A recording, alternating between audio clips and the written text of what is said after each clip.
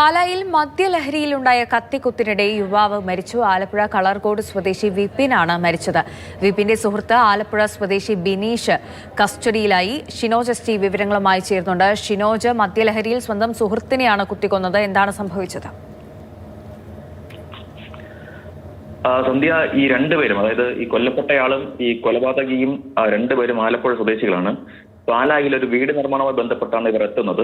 ഈ വീടിന്റെ പാലുകാച്ചൽ ചടങ്ങ് ഇന്നാണ് നിശ്ചയിച്ചിരുന്നത്. ഈ ചടങ്ങിന് വേണ്ടി, അതായത് പാലുകാച്ചൽ ചടങ്ങിന് മുന്നോടിയായിട്ടുള്ള സൽക്കാര ചടങ്ങിന് വേണ്ടിയാണ് ഈ രണ്ടുപേരും ഇന്നലെ പാലായിലെത്തിയത്. പാലായിലെത്തി സൽക്കാരമൊക്കെ കഴിഞ്ഞതിന് ശേഷം രണ്ടുപേരും മദ്യപിക്കുന്നു. മദ്യപിച്ചതിന് ശേഷം ഇവർ തമ്മിൽ വാക്കുതർക്കമുണ്ടാകുന്നു. തുടർന്ന് സംഘർഷവും തുടർന്ന് കത്തിക്കുത്തിലേക്കും നീളുകയായിരുന്നു.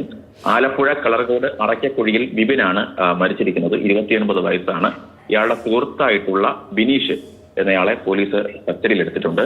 ഈ കളർകോട് സ്വദേശിയായിട്ടുള്ള വിപിൻ മരിച്ചതറിയാതെ ഈ പാല ജനറൽ ആശുപത്രിയിൽ ഈ ബിനീഷ് എത്തിയ സമയത്താണ് ഇയാളെ, ഈ സുഹൃത്തിനെ, പോലീസ് കസ്റ്റഡി എടുക്കുന്നതും തുടർന്ന് അറസ്റ്റ് രേഖപ്പെടുത്തുന്നതൊക്കെ തന്നെ ചെയ്തത്. മുരിക്കുമ്പുഴ ക്ഷേത്രത്തിന് മുന്നിലെ റോഡിൽ ഇന്നലെ രാത്രിയാണ് ഈ സംഭവം നടക്കുന്നത്. ഇതിൽ ബിനീഷിനും ചെറിയ രീതിയിൽ കുത്തേറ്റിട്ടുണ്ട് എന്നാണ് പോലീസ് നൽകുന്ന വിവരം. പക്ഷെ പരിക്ക് ഗുരുതരമല്ല. എന്തായാലും ഇന്നലെ രാത്രിയാണ് ഇത്തരത്തിൽ നാടിനെ നടുക്കിയ ഇത്തരത്തിലൊരു കൊലപാതകം ഉണ്ടാകുന്നത്. ശരി ഷിനോജ്. കളർകോട് സ്വദേശിയായ വിപിൻ, 29 വയസ്സുള്ള വിപിനാണ് മരിച്ചത്. വിപിന്റെ സുഹൃത്ത് ആലപ്പുഴ സ്വദേശി ബിനീഷാണ് കുത്തിക്കൊന്നത്. അയാൾ ഇപ്പോൾ കസ്റ്റഡിയിലാണ്. ഷിനോജ് എസ് ടി ആണ് വിവരങ്ങൾ നൽകിയത്.